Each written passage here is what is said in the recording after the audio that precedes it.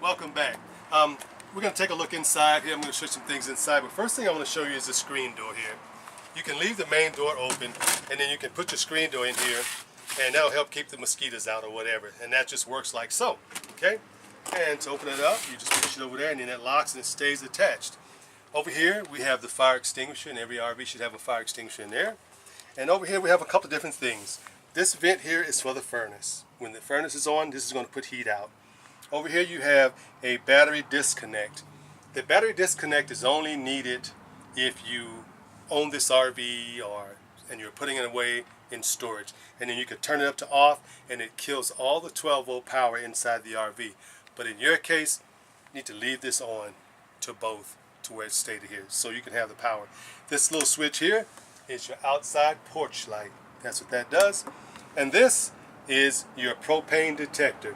This thing sniffs the air constantly trying to smell for propane or for any strange smells that it may pick up on. If it sniffs out propane, it will alarm, or if you spray air freshener, it will alarm, or if your house battery starts to die, this thing will start alarming to tell you that your battery's dying and you won't have the protection anymore for the propane smell. And to reset this, basically all you do is you push it right in there and to reset it. Okay? If you did smell propane, you need to run outside here and shut your propane bottle off. And I did show you that valve. You turn it clockwise to close that propane tank off. Okay, and give us a call. You have electrical outlets underneath here. You have a switch here for your lights. And over here you have your stove. The stove runs off propane. The way the stove works, you decide which eye you want to use. You turn it to light, and then you get the sparkerator. That's the word I made up. You like that? Sparkerator. And then you turn that over there to light, and that's how your stove lights. Okay? So, that's how the stove works. The oven has to be lit separately. Basically what you do, you need one of those long, like barbecue grill lighters, and you come down here, you get way up underneath here, and then there are these two little stems. So you turn the oven to pile it on, you hold it in, you take the lighter down there and you light that stem, and when that stem stays lit, then you turn this up to the temperature that you want it to be, and then you're going to see the flame kind of spread out on the stick that makes the oven work, and it's going to light itself up. Okay? That's how the oven works. Alright. Yeah, your sinks are pretty self-explanatory. Of course, left is right and hot is on the right. Left is hot and right is on the right side there for the cold. Then you have your light and exhaust fan when you were cooking on the stove. And then, of course, your microwave is pretty self-explanatory there. The refrigerator works off of propane and the battery, or it works off of electricity. The way you work the refrigerator is you push the on button, and then it's going to go to automatic. That actually is the only way you should run this refrigerator, because it automatically knows what to work on. If you've got propane, it's going to work on propane. If you have electricity, it's going to switch to electricity. So whatever the most dominant source is what it's going to operate on.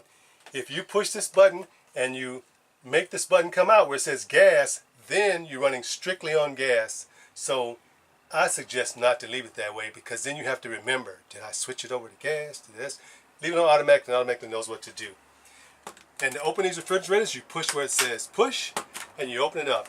And when the fridge is starting to cool, it starts from the freezer down, and it takes about 6 to 7 hours for this thing to get to its maximum operating temperature, and it starts from the top down. So 2 hours later, you walk out here and you put your hand here, you go, man, it's not getting cold. Well, you really need to check the freezer. If the freezer bottom is getting cold, then it's working the way it should be. And you should try to make sure the RV is as level as possible before you have this thing going, okay? All right, over here, you got a couple of different things. You got your thermostat on the wall here, and this thermostat controls the air conditioning as well as the heat. If you want air conditioning, you turn it over there, and you lower the temperature, and your air conditioner kicks on. Now, a word to the wise, you will never, in the summer, get this air conditioner to drop down to 60-some degrees inside. All you're going to do is end up freezing the coils, and then it's going to stop cooling. So you have to be kind of conservative with these thermostats, because it's not going to drop down to 60 degrees unless it's a lot colder. Okay, so just some words to wise. I would say keep it around, 74, 75, keep your blinds closed and so forth like that. But that's how this basically works, your thermostat for your air conditioning. And then you've got a couple of light switches over here that turns on different lights and so forth. All RVs come with 4 rolls of toilet tissue, as you will see, and 2 bottles of chemicals. You only want to use tissue that we either provide, which is camping tissue, or you can buy camping tissue from somewhere else, but don't bring that stuff from home like Charmin and all that, because that stuff is too thick and it doesn't break down and it'll clog the electrodes in the tank. Okay, so when you are going to use the restroom, before you start, you want to take a bottle of this chemical and you want to put some water in the bowl, and then you pour about half a bottle of this right into the toilet and flush the toilet. And that way these chemicals will be sitting in the bottom of the tank, and as you start to put waste in it, it'll help keep any smell down, and it'll also help the tissue break down. Okay, so put this back here. You also have a GFI breaker in here, just like in your home. If something trips that, it'll be lit up red, and it's not going to work anymore because you need to reset it. So that's how the GFI works. Okay, over here is your toilet.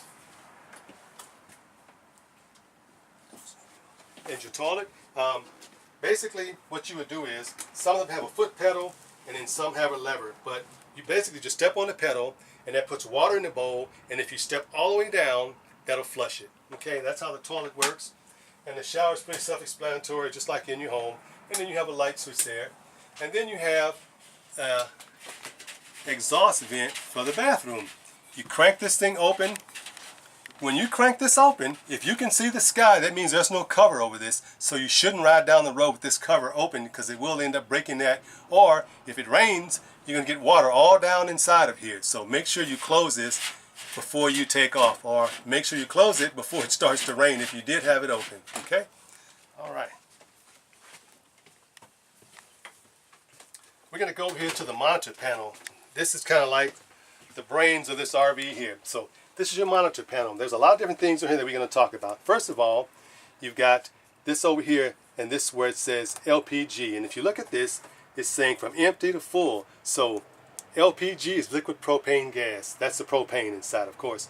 You've got, 2/3 of a tank left, and then you push the one that says battery. Your battery is fully charged, and your fresh water is 2/3.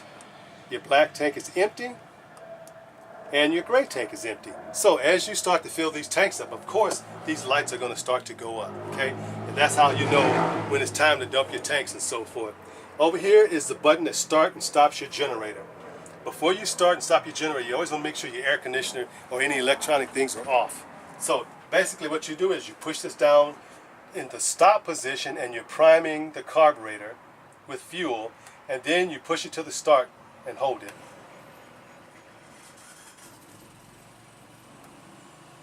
Now your generator is running, and normally in about 10 to 15 seconds you will see your microwave light up. In this case, this RV has a big outlet that I showed you earlier. So the reason, well, my microwave is lit up right now because I'm plugged into electricity. But if you didn't have electricity and the microwave didn't light up, that means you didn't plug that cord back into that outlet that I showed you. So run outside and plug it back in, and then you have electricity inside. And that's how the generator would work. And it would give you electricity just like as if you're at a campground. Okay? This has a slide out. So basically what you want to do, you want to make sure you're in a pretty level spot before you bring this room out. And there's a button, I'll show you in just a second, but you push this button to bring this room out. And don't let anyone sit on this bed, any kids or whatever, because these slide outs are already heavy enough, and then you put some more weight on it, it could damage the slide out. And make sure you have enough clearance on the side of you to bring the slide out room out. So you push it all the way out until she stops. A little tip on the slide out room: when you put the room out, it needs to be all the way out and flush up against the wall, or all the way in.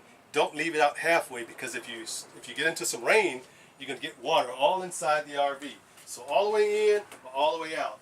And this particular unit has this little platform that once you put the bed out, you have to flip this little platform over, because this is what completes the bed. So you flip this over, lay it down, then get your mattress, Flip it over, and there you go. There's your bed, your walk around bed there. And then you got these shades here for privacy, and you grab those right in the middle and pull them down, and then that'll give you privacy. If you look over here at the at the head of the bed there, you're going to see where it says exit. That is your emergency exit. So what you want to do is, you see those two red handles, you grab them and you pull them in towards you, and that window will swing out, and then you can crawl out of that window there and escape from the RV. And if you look at this little button up here on the wall, that is your slide out button right over there. That's how you bring the room in and out. Okay? So what we're going to do now, I'm going to put this bed back the way it was. We're going to bring this room back in. So you flip that over, you lift this up, and you flip this platform back in place. And then you lower it down, and then you move over to that button where it says in and out, and then we're going to bring this room back in.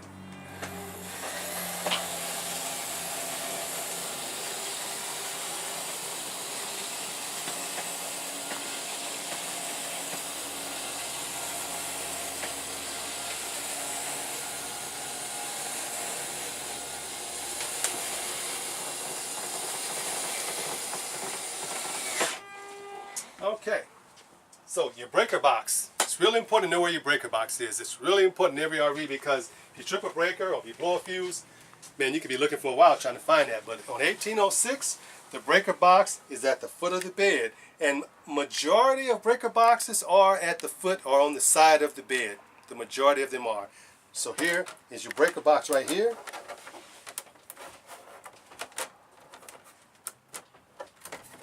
And if you open it up, you will see all these breakers here, and then here are all these fuses, and they're all labeled what breakers, and they show you what amperage they are. Okay? That's your breaker box. All right. Over here, you got your booth dinette. This will convert into a bed, and the way you do that is, the first thing you do is you come down here and you unscrew this little knob right here, and then this table is going to lift right up and off that pole. Once you have the table off the pole, you pull the pole out of the floor and lay it right down here on the side. And then this table will fill in this square, and that's what this is all about. This little ledge here, it sits in there, fits in like a puzzle piece, and then you lay all 4 cushions flat. And that makes into a little twin bed there. Okay? Your air conditioner, the thermostat was over there, and this is your return air. These things will open right here. So if everybody is kind of congregating in this area right here, you can open these up and get all the air right into this area, or the majority of air right into here. So if everybody was going to bed at night, and you could send the air through the ducted air in the ceiling, basically what you do is you close all these vents just like that, and now most of the air is going to be directed to the front and to the back air conditioning vents up top. Okay? And that's how that would work. Once again, the air is up and the heat is down. Over here you've got your TV antenna, and when you're parked, you can crank this thing up, and I suggest instead of doing it this way, do it this way. And that way, this handle won't break off, because it's just a little plastic handle, but people break these all the time. So if you do it the way I'm showing you, you will have success with bringing this up and down. So you crank it up, and once she's fully extended, and this antenna looks like a big T when it's fully extended, and it sits almost 4 feet high up off the roof. So make sure that you check this before you leave. If you look over here, you see this little point and that point, they're lined right up. When the TV is on, if the reception was poor, which it's not right now, as you can see, you can pull down on this and rotate this antenna around, and it may improve the picture. Maybe, depending on where you are. To put this away, you need to line this point right back up at that point, just like so, and then bring this thing back down. And I'm using the handle because, ladies and gentlemen, I am trained in this. I'm skilled at doing this, so that's why I'm not afraid to do this. So, and you heard it when it came down. And then up here, you have a smoke detector. So, pretty much self-explanatory. Everybody's got those in their house.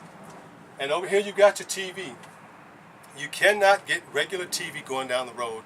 So, in case you want to ask that question, no, you cannot. The only thing you could do is watch a DVD movie, if it had one in it. And not all RVs have them, but this TV does have a slot on the left side for you to load in a DVD, and you can watch movies, providing you have the generator going because you have to have electricity to make this thing work. Okay? To move this TV around, you would undo this knob, and this TV will pivot and move in directions you want it to be. Before you take off and travel, if you don't want this thing out, what you want to do is you want to lock these knobs at the bottom and lock it at the top. And that's going to keep that TV from swinging around and getting damaged, or swinging around and hurting somebody. Okay? And then this is another big full-size bed up here. What you want to do, you grab this piece right here, and if you notice, well, how does that thing work? Well, guess what? That's got wood in it. So you bring it over here, you fit it into place, and then that makes your full-size bed. That's how that works. And then you've got some storage over there, as well as an electrical outlet when you have the generator running, or when you're plugged in, you have power over there. Okay? So I'm going to put this back. And then, of course, you got your remote for the TV here. All right? Finally, let's come up here. We're going to look at the truck part of it. It's pretty easy. It's just a Chevrolet van front. These are your controls for your air conditioning. Then you have your radio. You have some outlets over here to plug in your cell phones or whatever have you. And the lights are automatic, and your cruise control stuff are all in the steering wheel. And you do have tilt wheel. And then to release your parking brake is right over here. Pretty self-explanatory. And then you have a little glove box here and a little drink holder there. These seats do not swivel around. They only stay in one direction. And however, they will recline back. And then this only goes back as far as this dinette there. Okay? Alrighty. Last thing here we're going to talk about is covering this front end up here for privacy when you're at your campground. Up here you have your privacy curtain. And if you notice, this has Velcro all on it.